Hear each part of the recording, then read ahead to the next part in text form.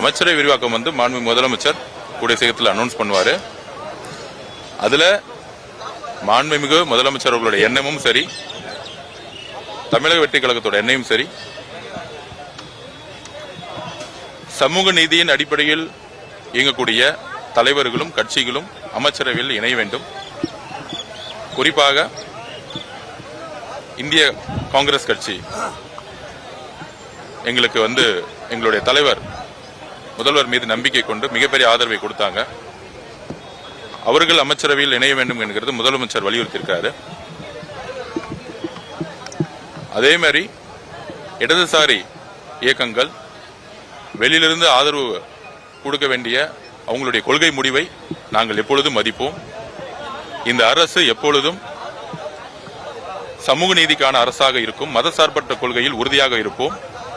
பண்டிதருடைய மண்டபத்தின் முன்னாடி நாங்கள் உறுதியாகவும் சத்தியமாகவும் நாங்கள் சொல்கிறோம்.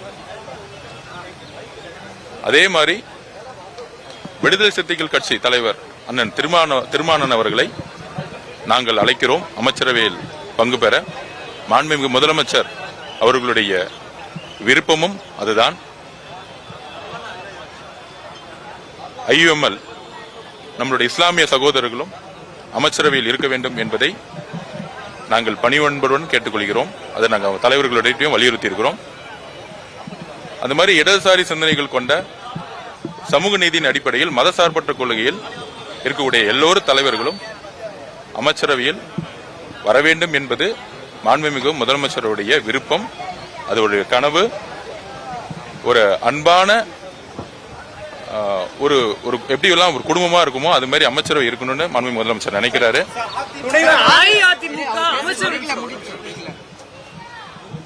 அதனால விடுதலை சிறுத்தைகள் கட்சியாக இருக்கக்கூடிய அண்ணன் திருமானன் அவர்களோ, IUML தலைவர் அவர்களோ, காங்கிரஸ் தோழர்களோ எல்லோரும் அமைச்சரவையில் பங்கு பெற வேண்டும் என்பதை எங்களுடைய விருப்பத்தை தெரிவிச்சிருக்கிறோம். உடனடியாக முடிவெடுத்து சொல்றேன்னு சொல்லியிருக்கிறாங்க. அந்த கட்சிகளுடைய கலந்தாலோசனை கூட்டம் நடந்துட்டு இருக்கு.